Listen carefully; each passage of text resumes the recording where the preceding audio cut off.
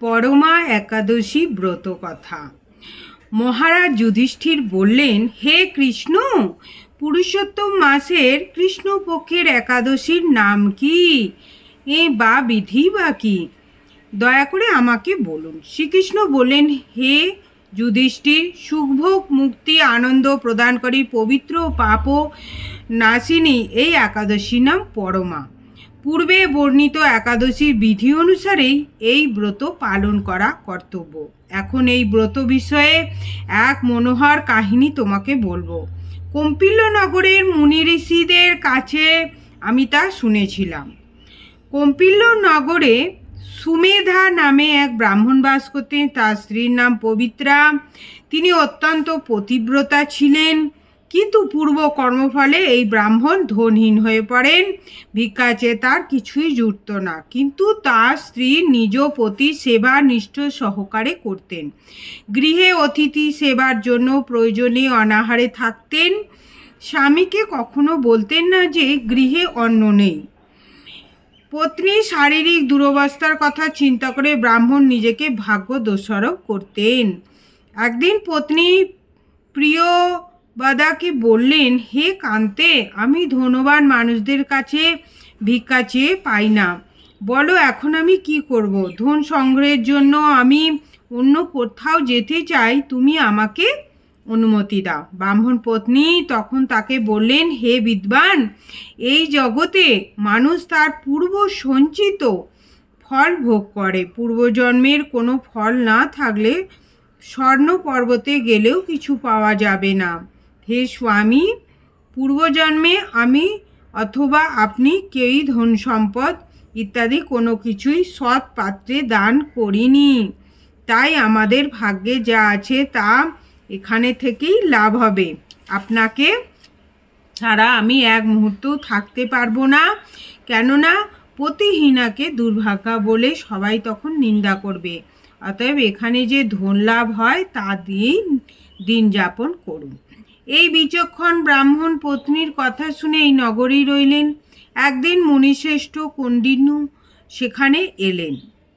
তাকে দেখে সুমেধা খুব খুশি হলেন। ব্রাহ্মণ সস্ত্রী মুনিকে প্রণাম জানালেন, সুন্দর আসন দিয়ে তার পূজা করলেন। ওই দম্পতি আনন্দ সহকারে মুনিকে ভোজন করালেন। এরপর ব্রাহ্মণ পত্নী জিজ্ঞাসা করলেন, হে মুনিবর, কিভাবে দরিদ্রতা নাশ হয়? বিনা দানে কিভাবে ধন বিদ্যা স্ত্রী লাভ হয়? আমার স্বামী আমাকে এখানে রেখে ভিক্ষার জন্য দূর দেশে যেতে চান, কিন্তু আমি তাকে যেতে নিষেধ করেছি। এখন আমাদের ভাগ্যবশে এখানে আপনার শুভ আগমন হয়েছে। আপনার কৃপায় আমাদের দরিদ্রতা অবশ্যই নাশ হবে। দরিদ্রতা বিনষ্ট হয় এমন কোনো ব্রত তপস্যার কথা আপনি কৃপা করে আমাদের বলুন। এই কথা শুনে মুনিবার বললেন, হে সাধ্বী, পুরুষোত্তম মাসের কৃষ্ণপক্ষে পরমা নামে সর্বশ্রেষ্ঠ একাদশী রয়েছে। এই তিথি ভগবানের অতীব প্রিয়তমা। এই ব্রত পালনে মানুষ অন্য ধন সম্পদ আদি সবই লাভ করে থাকে। এই সুন্দর ব্রত ধনপতি কুবের প্রথম করেছিলেন। রাজা হরিশ্চন্দ্র এই ব্রত পালনে স্ত্রী পুত্র রাজ্য ফিরে পেয়েছিলেন। হে বিশালক্ষী, এই জন্য তোমারও এই ব্রত পালন করা উচিত কর্তব্য। হে ব্রাহ্মণ, হে পাণ্ডব কৌন্ডিন্য মুনির উপদেশে পতি পত্নী উভয়ে একসঙ্গে বিধিমতো পুরুষোত্তম মাসের পরমা একাদশী ব্রত পালন করলেন। ব্রত সমাপনের পর রাজভবন থেকে এক রাজকুমার তাদের কাছে এলেন। ব্রহ্মার প্রেরণায় তিনি বহু ধন সম্পদ, নতুন গৃহ, গাভী এই দম্পতিকে দান করলেন। এই দানের ফলে মৃত্যুর পর সেই রাজ্য বিষ্ণুলোকে প্রাপ্ত হয়েছিলেন। এইভাবে পরমাব্রতের প্রভাবে ব্রাহ্মণ দম্পতির সকল দুঃখের অবসান হলো।